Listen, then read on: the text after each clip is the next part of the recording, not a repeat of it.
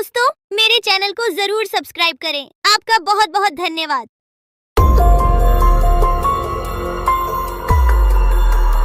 बहुत साल पहले की बात है। लक्ष्मीपुर के जंगल में एक पुरानी झील थी। वहां दिन में तो कोई घटना नहीं होती, पर थोड़ा सा भी अंधेरा छाते ही वह झील एक खूनी झील बन जाती। उस दौरान जो भी जानवर उस झील पर पानी पीने आ जाता, वह जिंदा वापस नहीं आता। कहाँ जाता, आज तक किसी को उसका पता नहीं चला था। यही वजह थी कि जंगल के सारे जानवरों ने, यहाँ तक कि जंगल की राजा शेर ने भी उस झील को खूनी झील घोषित कर दिया था। अब पूरे जंगल में कोई भी शाम को उस झील की तरफ जाने की हिम्मत नहीं करता था।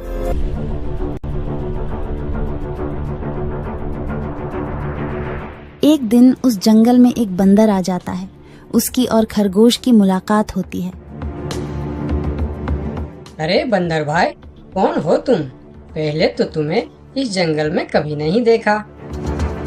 खरगोश भाई, आज तक मैं शहर में इंसानों के बीच चिड़ियाघर में था। किसी तरह आजाद होकर आया हूँ। क्या इस जंगल में मेरे रहने के लिए कोई जगह है? हाँ बंदर भाई, ये हम जैसे जानवरों का घर है, इंसानों का चिड़ियाघर नहीं। आओ, मैं तुम्हें पूरी जंगल की सैर करवाता हूँ, सारी जगह के बारे में बताता हूँ। जो जगह पसंद आए वहीं टिक जाना। और खरगोश बंदर को पूरा जंगल घुमाता है। हाथी, जिराफ जैसे कई जानवरों के रहने की जगह ही नहीं, वहाँ के राजा शेर की भी गुफा दिखाता है, पर उस खूनी झील के बारे में ना बताता है और ना उसे वह दिखाने ले जाता है। बंदर वहीं बरगद के एक बड़े से पेड़ को अपने रहने के लिए पसंद कर लेता है। वहां रहते हुए अभी उसे 2 दिन ही गुजरते हैं कि तीसरे दिन शाम को घूमता हुआ वह उसी खूनी झील के पास पहुंच जाता है।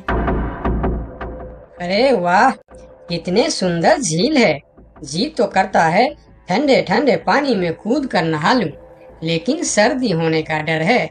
चलो, आज सिर्फ ठंडा ठंडा पानी से अपना प्यास ही बुझा लेते हैं।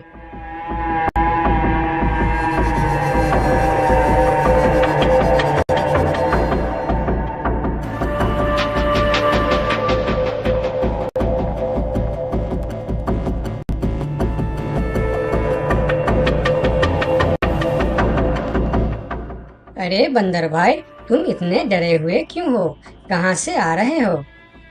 झील में पानी पीने गया था और जिंदा वापस आ गए। क्या मतलब? तुम्हें पता नहीं? वह इस जंगल की खूनी झील है। शाम होने पर कोई भी वहां जाता है तो जिंदा वापस नहीं आता। उसकी लाश का भी पता नहीं चलता कि वह कहाँ गायब हो जाती है। इसीलिए शाम होते ही कोई भी उस खूनी झील की तरफ नहीं जाता। ये हमारे राजा का आदेश भी है। कमाल है, मुझे तो पता ही नहीं। कैसे पता नहीं? तुम्हें वह खरगोश भाई ने बताया नहीं? लो, खरगोश भाई भी आ गया। अरे खरगोश भाई, आपकी वजह से आज बंदर भाई की जान जाते जाते बची। मेरी वजह से? हाँ, तुमने बंदर भाई को पूरा जंगल घुमाया, हर जगह के बारे में बताया।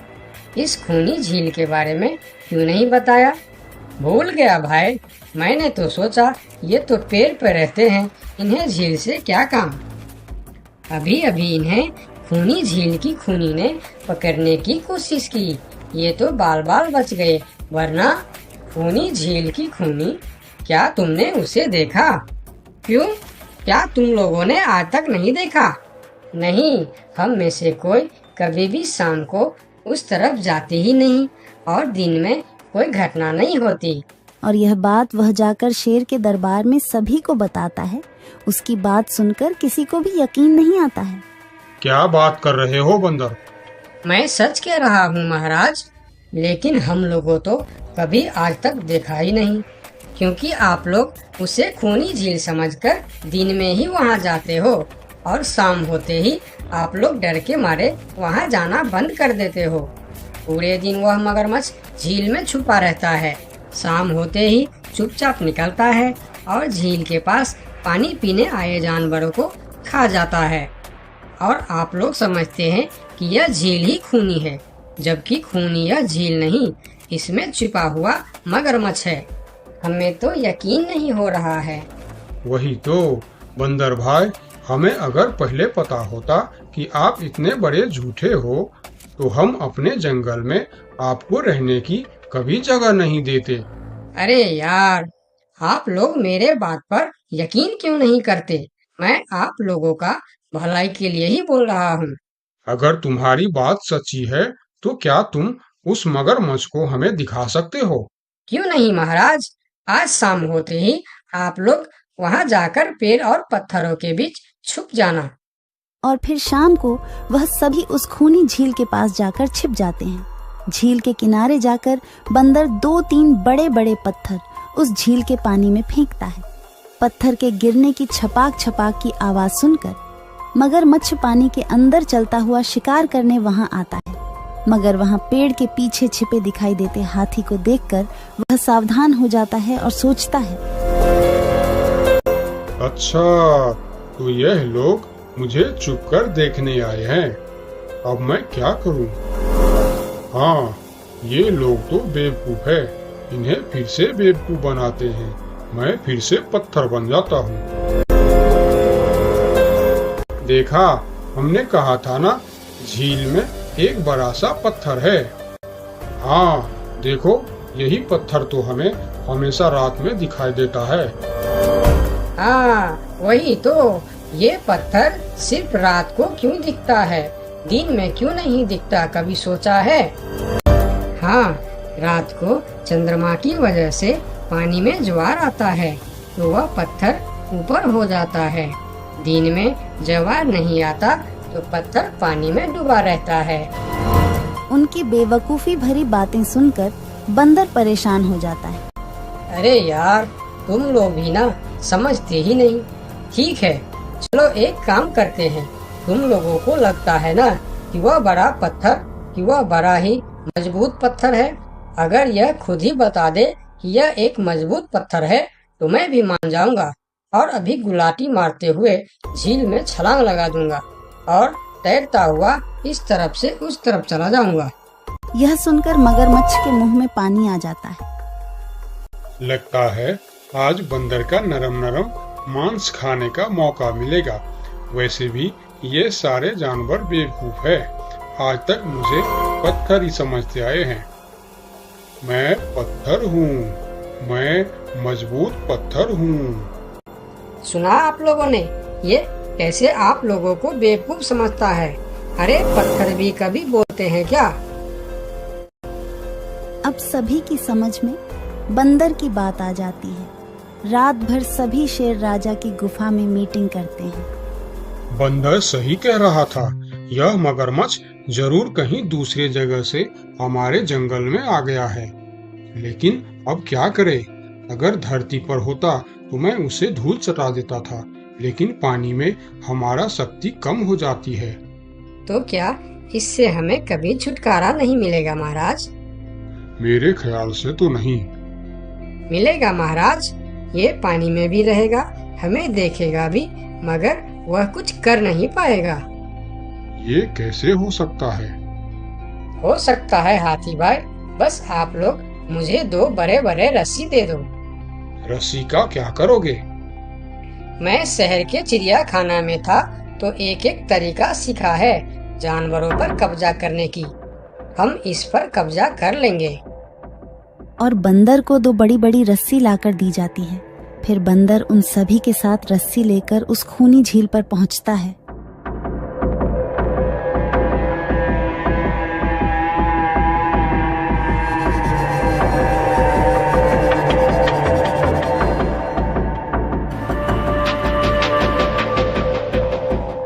कल तक तो यह बंदर मुझे देखकर भागता था और आज पानी पीने आया है। लगता है ये भी दूसरे जानवरों की तरह मुझे पत्थर समझने लगा है। अभी इसे अपना निवाला बनाता हूँ।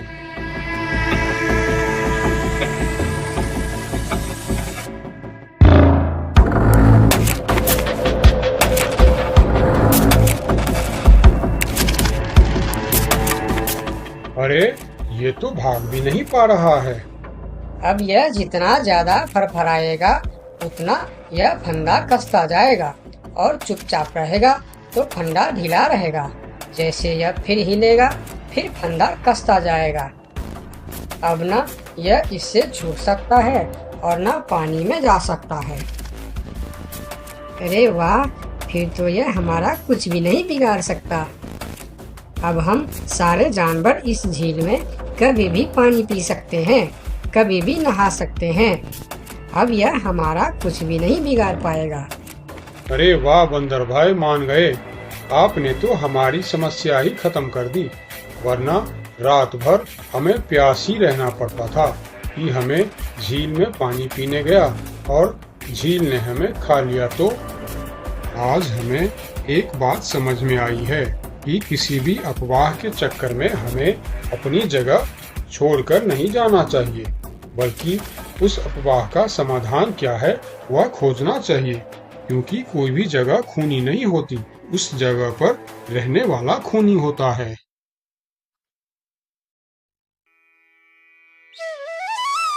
बहुत साल पहले की बात है। लक्ष्मी नगर में एक बहुत बड़ा जंगल हुआ करता था। उस जंगल में शेर खान नाम का एक शेर रहता था। वह जंगल का राजा था। उसके शासनकाल में जंगल के सभी जानवर सुखी और शांति से रहते थे। यदि जंगल में कोई भी जानवर गलत काम करता तो शेर खान उसे दंड देते थे। वह कमजोर जानवरों की रक्षा भी करते थे। एक दिन शेर खान अपने गुफा के सामने बैठे थे। तभी उसका दोस्त भालू उसके पास आया। फिर दोनों दोस्त मिलकर जंगल और जंगल के जानवरों के बारे में आलोचना करने लगे। मैं इस जंगल का सबसे शक्तिशाली जानवर हूँ। मेरे सामने जंगल का कोई भी जानवर टिक नहीं सकता। क्या कहते हो भालू भाई? ये तो तुमने बिल्कुल ठीक कहा, लेकिन हाथी के सामने तुम बिल्कुल चूहे जैसे दिखते हो। क्या ठीक कहा ना मैंने शेर खान? भालू की बात सुनकर शेर खान बहुत क्रोधित हो गए। भालू, तुम्हारी हिम्मत कैसे हुई मेरे बारे में इस तरह की बातें करने की? तुम्हें पता है तुम किसके सामने बात कर रहे हो? मैं इस जंगल का राजा हूँ। तुम मेरे दोस्त हो, इसीलिए तुम्हारे साथ मैं थोड़ा मजाक कर रहा था। तुम मेरे बात का बुरा मत मानना शेर खान। शेर खान नहीं, महाराज कहो महाराज। मैं इस जंगल का राजा हूँ, इसीलिए बाकी जानवरों की तरह तुम भी मुझे आज से महाराज कह के ही बुलाओगे। लेकिन शेर खान, हम दोनों दोस्त हैं, फिर भी तुम ऐसे क्यों बातें कर रहे हो? दोस्त है नहीं, दोस्त थे। आज से हमारी दोस्ती खत्म। आज के बाद मैं तुमसे कभी बात नहीं करूँगा। दोस्त कहकर मेरे सामने कभी मत आना। चले जाओ यहाँ से। अपने दोस्त का इस व्यवहार से भालू बहुत दुखी हुआ और वह वहां से चला गया। उसी जंगल में गोलू नाम का एक बंदर भी रहता था। वह दूसरों की चीज चुराकर भाग जाता था। एक दिन गोलू की चोरी करते समय शेर खान के एक सिपाही के द्वारा पकड़ा जाता है और उसे शेर खान के सामने विचार के लिए लाया जाता है। गोलू को देखकर शेर खान कहते हैं, गोलू, तुम्हारी चोरी की किस्से जंगल के दूर दूर तक मशहूर है। तुम जानवरों के घर में ही नहीं, बल्कि मेरे दरबार में भी बहुत चीज चोरी की है। इसीलिए मैं तुम्हें पहाड़ से गिराकर मारने की सजा घोषित करता हूँ। आज से ठीक 2 महीना बाद तुम्हें पहाड़ से गिराकर मार दिया जाएगा। अपनी मौत की सजा सुनकर गोलू बहुत रोने लगा और बोला, महाराज, मैं अब कभी चोरी नहीं करूँगा। मुझे माफ कर दीजिए महाराज। मेरे घर में छोटे छोटे बच्चे हैं, मुझे छोड़ दीजिए महाराज। लेकिन शेर खान ने उसकी फरियाद नहीं सुना। तब एक सैनिक उसे ले जाकर जेल में बंद कर देता है। उधर गोलू का दोस्त भोलू को जब इस बात का पता चलता है, तब वह गोलू से मिलने के लिए कैद खाने में पहुंच जाता है और उससे कहता है, देखा गोलू, तुम पकड़े गए ना। मैं तुम्हें कितनी बार कहा था कि चोरी करना छोड़ दो। अब क्या होगा बताओ, कैसे निकलोगे यहाँ से? ये सब छोड़ो भोलू भाई, जो होना था वो हो गया। मुझे तो बस अपने परिवार की चिंता हो रही है। काश मैं मरने से पहले उनके लिए कुछ कर पाता। मेरे छोटे छोटे बच्चे हैं, बीवी है, अब उन सब का क्या होगा? मेरे बिना वह भी जीवित नहीं रह सकते। गोलू की बातें सुनकर भोलू सोच में पड़ गया। फिर वह शेर खान के पास गया और बोला, महाराज, मैं गोलू का दोस्त भोलू हूँ। मैं आपसे कुछ कहने आया हूँ। तो तुम गोलू का दोस्त भोलू हो। ठीक है, बताओ क्या कहना चाहते हो तुम। महाराज, मैं चाहता हूँ कि आप गोलू को कुछ दिन के लिए उसके परिवार के पास जाने दें, ताकि वह मरने से पहले अपने परिवार के लिए कुछ इंतजाम कर सके। मरने वाले का आखिरी इच्छा पूरा कीजिए महाराज। आप एक बार उसके परिवार के बारे में भी सोचिए। गोलू ने जो किया उसमें उसकी परिवार की क्या गलती है?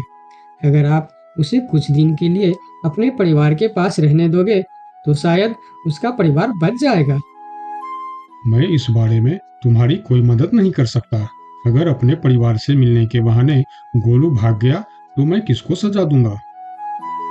शेर खान की बात सुनकर भोलू थोड़ा सोच में पड़ गया। फिर बोला, तो ठीक है महाराज, आप गोलू को छोड़ दीजिए। जब तक गोलू वापस नहीं आ जाता मैं उसकी जगह कैद खाने में रहूंगा। और अगर वह कभी वापस नहीं आया तो क्या तुम उसके हिस्से की मौत की सजा भी लोगे? थोड़ा सोचकर बताओ। हाँ महाराज, मैं इसके लिए भी तैयार हूँ। भोलू की बात मानकर शेर खान ने गोलू को कैद से निकालकर भोलू को कैद खाने में डलवा दिया। तब बाहर निकलकर गोलू ने भोलू को बोला, दोस्त तुम चिंता मत करना, मैं समय से पहले ही वापस आ जाऊंगा। ऐसा कहकर गोलू वहां से चला गया और भोलू गोलू की जगह कैद खाने में रहने लगा। इस तरह बहुत दिन बीत गया, लेकिन गोलू वापस नहीं आया। तब एक दिन शेर खान भोलू के पास आया। देखा बंदर, मैंने कहा था ना गोलू वापस नहीं आएगा। अगर कल सुबह तक गोलू वापस नहीं आया तो शर्त के अनुसार कल शाम के समय तुम्हें पहाड़ से गिरा दिया जाएगा।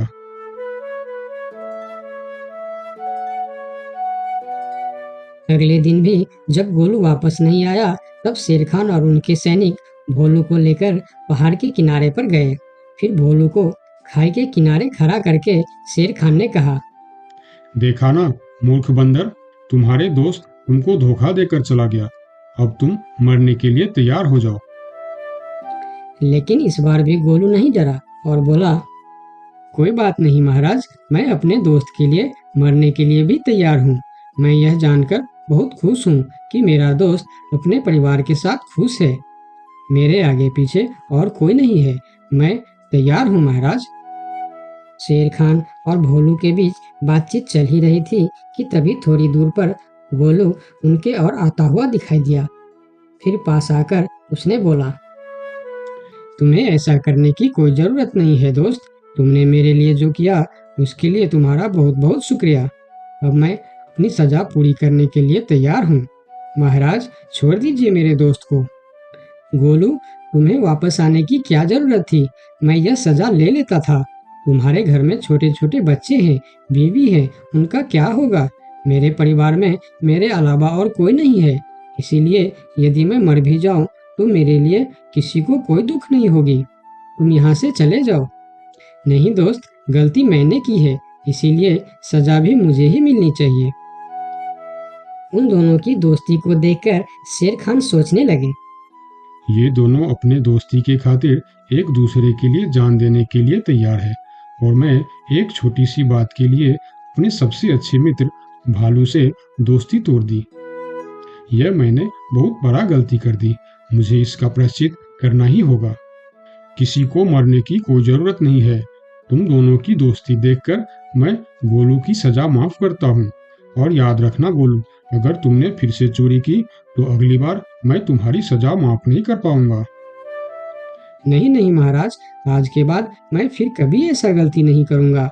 आज से मैं ईमानदारी से मेहनत करके अपना परिवार चलाऊंगा। आपका बहुत बहुत धन्यवाद महाराज। ठीक है, अब तुम लोग यहाँ से जा सकते हो। उनके जाने के बाद शेर खान सीधा अपने दोस्त भालू के पास गया। भालू मेरा दोस्त, मैं यहाँ तुमसे माफी मांगने के लिए आया हूँ। मैंने जो उस दिन तुम्हारे साथ व्यवहार किया वह बहुत गलत था। मैं बहुत शर्मिंदा हूँ, मुझे माफ कर दो मेरे दोस्त।